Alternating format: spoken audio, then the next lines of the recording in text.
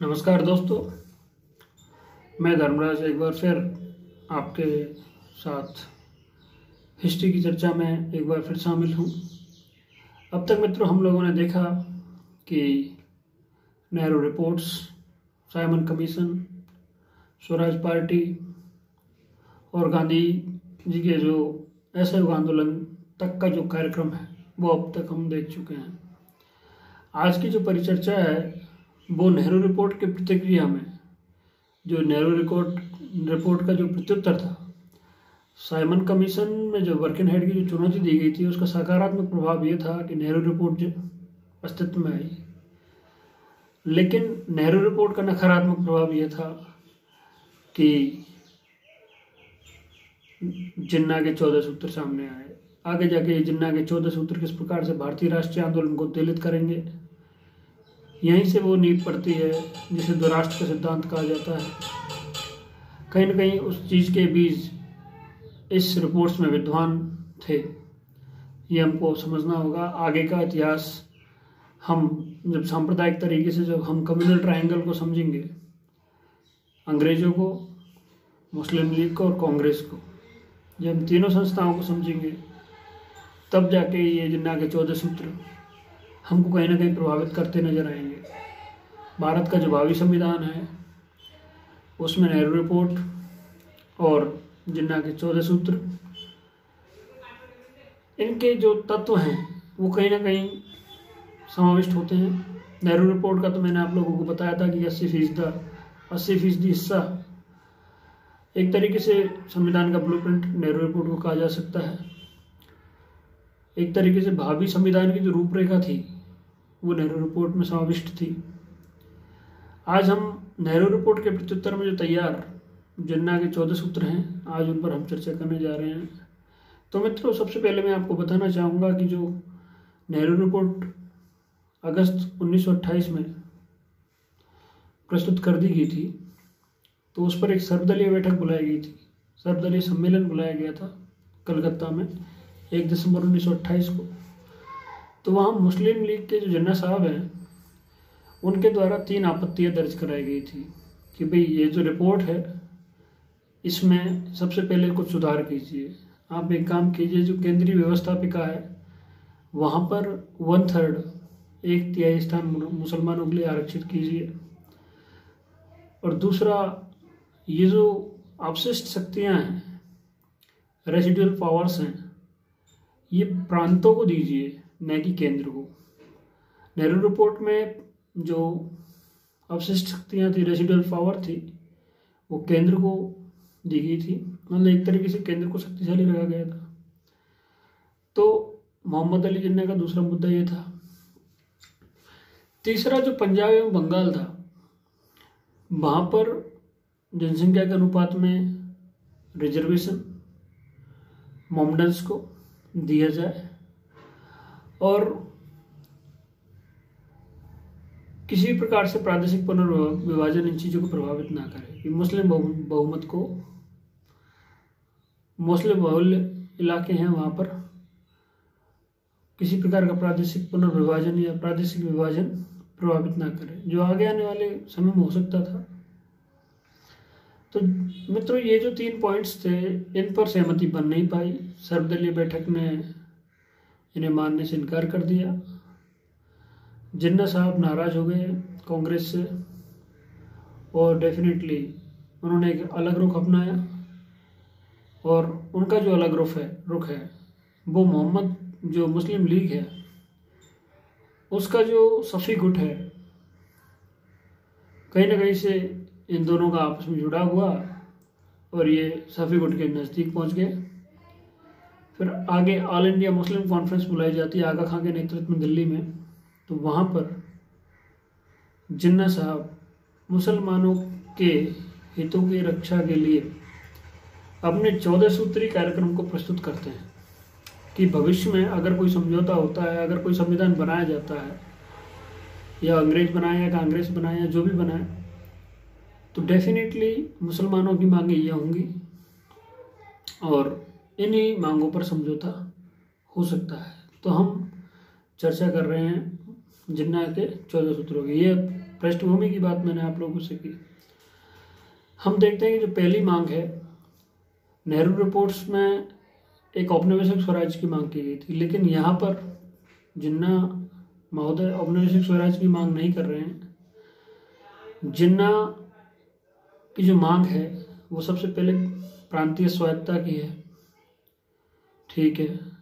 दूसरी मांग उनकी जो केंद्र को जो अवशिष्ट शक्तियां दी गई हैं वो प्रांतों को दी जाएं। तीसरी जो मांग है कि मुस्लिम बहुमत वाले इलाके हैं वहाँ किसी प्रकार का पुनर्विभाजन किया जाता है। अगर स्टेट्स में अगर तोड़ा फोड़ा जाता है, क्षेत्र घटाया बढ़ाया जाता है, तो कहीं से भी मुस्लिम बहुमत को प्रभावित नहीं किया जाएगा। उत्तर पश्चिमी सीमा प्रांत है, बलूचिस्तान है, कोई भी जो नियम कानून बनाए जाएंगे, संवैधानिक सुधार लाए जाएंगे, कॉन्स्टिट्यूशनल रिफॉर्म्स लाए जाएंगे, तो वो वहाँ पर भी लागू होंगे, मतलब उत्तरी पश्चिमी सीमा प्रांत और बलूचिस्तान पर। तो मित्रों यहाँ थोड़ा सा ये जो 4 पॉइंट्स हैं ये तो है ही, लेकिन हमें सबसे पहले ये समझना होगा कि जो जिन्ना महोदय थे वो एक रणनीति के तहत इन बातों की मांग कर रहे थे। वो इसलिए कि केंद्र में उनको पता था कि हम अल्पसंख्यक हैं और कभी भी बहुमत में आना पाएंगे। अगर केंद्र शक्तिशाली रहा तो वो कभी भी संविधान में संशोधन कर सकता है और कभी भी स्थितियों को प्रादेशिक पुनर्विभाजन के आधार पर बदल सकता है। जैसा कि नेहरू रिपोर्ट में कहा गया था कि भाषाई आधार पर प्रांतों का गठन होना चाहिए, पहले कह चुके थे। तो डेफिनेटली जिन्ना साहब ने ये देखा कि विभाजन तो हो सकते हैं, तो विभाजन होंगे तो फिर भाषाई आधार पर अगर ये विभाजन करेंगे तो कैसे भी कर लो, लेकिन मुस्लिम बहुमत को प्रभावित ना किया जाए, वो विभाजन मान्य नहीं होंगे। इस तरीके से उत्तर पश्चिमी सीमा प्रांत और बलूचिस्तान में वहाँ अब तक ये कमिश्नरेट के जो चीफ कमिश्नरशिप के क्षेत्र में आता था नियंत्रण इनका, तो वहाँ संवैधानिक सुधारों को लागू करना, इसका मतलब ये था कि संवैधानिक सुधार लागू हो। मुस्लिम बहुमत वाले इलाके थे तो इनको लीग को यहाँ पर नियंत्रण मिलने की संभावना दिखाई दे रही थी, लेकिन वो जब ही संभव हो सकता था जब वो अंग्रेजों के नियंत्रण से बाहर निकले। तो 1909 के और 1919 के अधिनियम थे वो वहाँ पे लागू नहीं हुए थे, बलूचिस्तान पे और उत्तरी पश्चिमी सीमा जो प्रांत है वहाँ पर लागू नहीं हुए थे। तो यहाँ पर जो मुस्लिम लीग, जो जिन्ना जी का रुख है वो ये है कि कहीं ना कहीं से मुस्लिमों को संरक्षित किया जाए, मुस्लिमों के अधिकारों की रक्षा की जाए। तो ये जो बातें थी, ये जो संप्रदायवाद की जड़ बनती जा रही थी, वो अपने आप में बहुत अपना स्थान गहरा करती जा रही थी।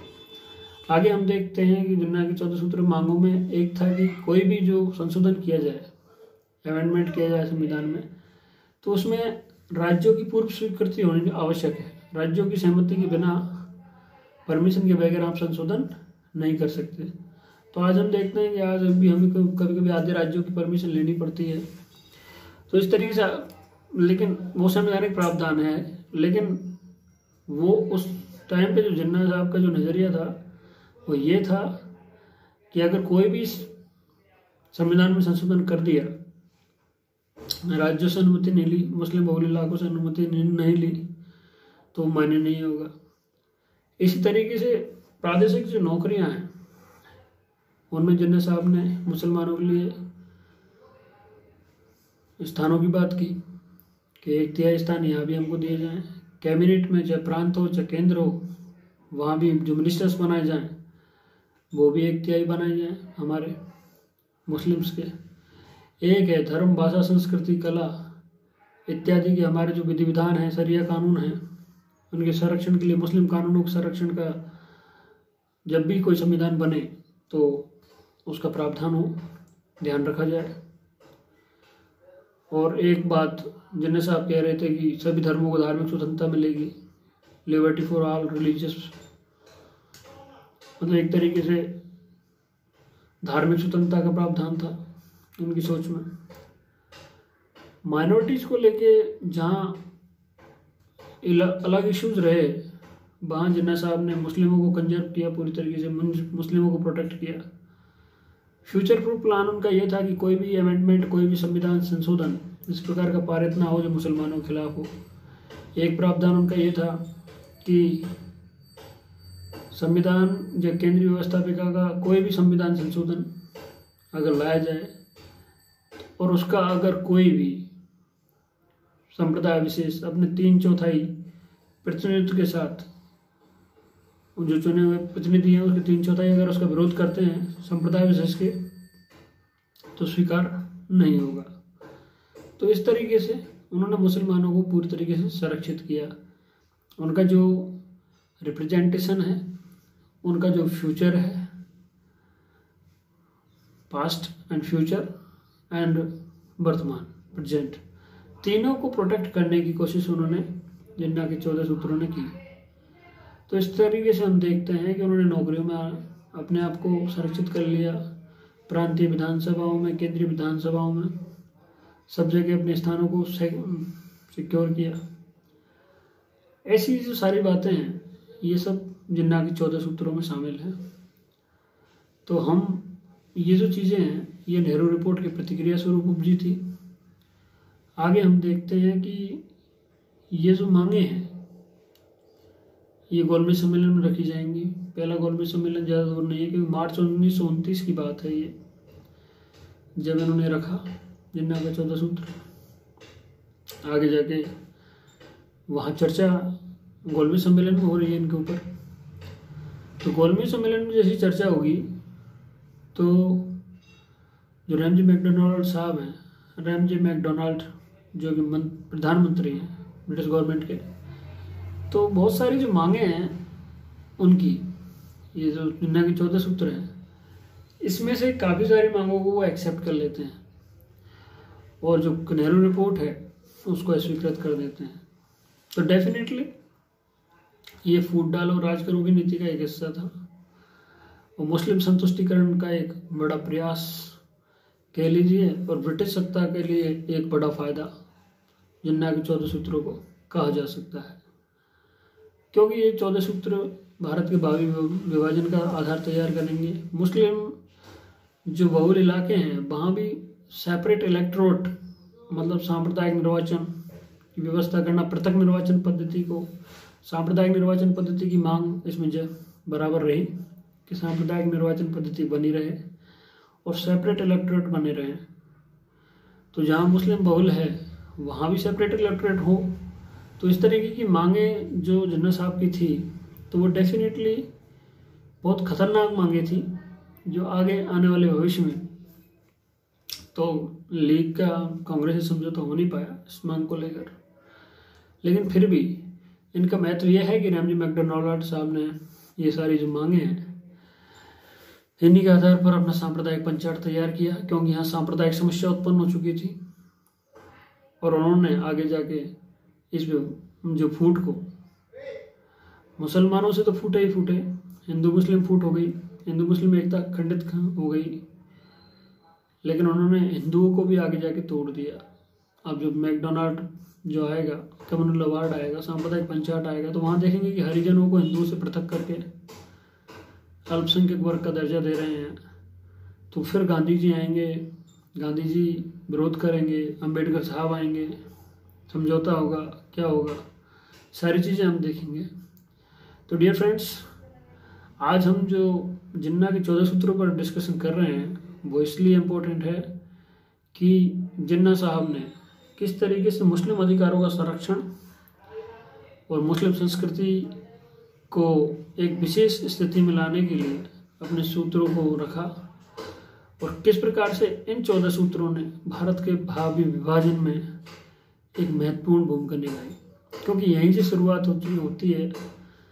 ये वो बीज था जो धीरे धीरे पौधा बना, कब पेड़ बनता है, तो आगे जाके विभाजन के सारे कारणों में ये जो चीज़ें हैं वो शामिल हो जाती हैं। तो thanks for watching, we continue with me. उम्मीद करता हूँ कि आपको वीडियोस पसंद आएंगे। तो थैंक्स फॉर वॉचिंग।